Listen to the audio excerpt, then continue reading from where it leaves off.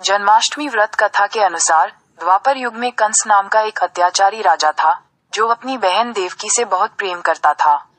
कंस को यह भविष्यवाणी सुनाई दी कि देवकी की 8वीं संतान उसका वध करेगी।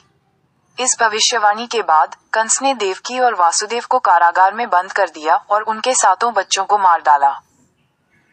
देवकी ने 8वीं संतान के रूप में भगवान कृष्ण को जन्म दिया। भगवान विष्णु ने वासुदेव को दर्शन देकर कहा कि वे कृष्ण को गोकुल में नंद और यशोदा के पास ले जाएं और उनकी नवजात कन्या को कंस के पास ले आएं। वासुदेव ने ऐसा ही किया।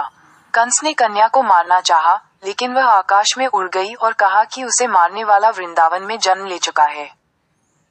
इस प्रकार भगवान कृष्ण का जन्म हुआ और उन्होंने कंस के अत्याचार से लोगों को मुक्ति दिलाई। जन्माष्टमी कौन सी तारीख की है? 16 अगस्त को जन्माष्टमी मनाना होगा उचित। जिस साल ऐसी स्थिति बनती है जब अष्टमी तिथि और रोहिणी नक्षत्र का मिलन नहीं हो रहा हो, तब उदया तिथि के अनुसार जन्माष्टमी मनाई जाती है। इस साल 16 अगस्त को ही जन्माष्टमी मनाना उचित होगा। कृष्ण जन्माष्टमी की तिथि इस साल 15 अगस्त को 11:49 पर शुरू होगी और तिथि का समापन 16 अगस्त को रात 9:34 पर होगा। ये पर्व पहले 15 अगस्त 2025 को मनाया जाएगा। इस तरह स्मार्त परंपरा से जुड़े लोग 16 अगस्त 2025 के दिन निशीत काल की पूजा को रात के 12:05 से रात के 12:47 बजे तक कर सकेंगे। जन्माष्टमी का व्रत रखने से 20 करोड़ एकादशी व्रतों के बराबर फल मिलता है। इस व्रत को करने से न केवल पुण्य प्राप्त होता है, बल्कि 7 जन्मों के पाप भी नष्ट हो जाते हैं और अकाल मृत्यु का भय भी नहीं रहता है। जन्माष्टमी के व्रत के फल के बारे में और अधिक जानकारी। पुण्य।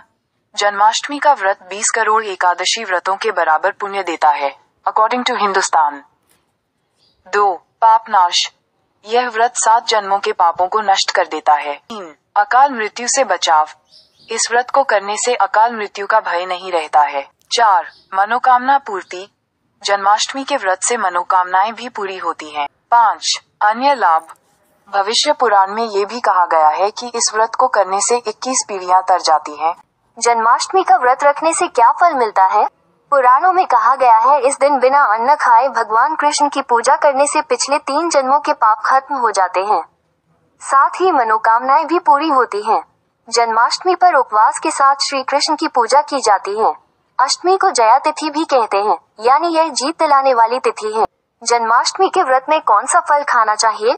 फलाहार, फल और ड्राई फ्रूट्स का सेवन करें। आप ताजे फलों जैसे केला, सेब, अंगूर, पपीता और नारियल का सेवन कर सकते हैं। इसके अलावा ड्राई फ्रूट्स जैसे बादाम, अखरोट, काजू और किशमिश को भी अपने व्रत के भोजन में शामिल करें। वीडियो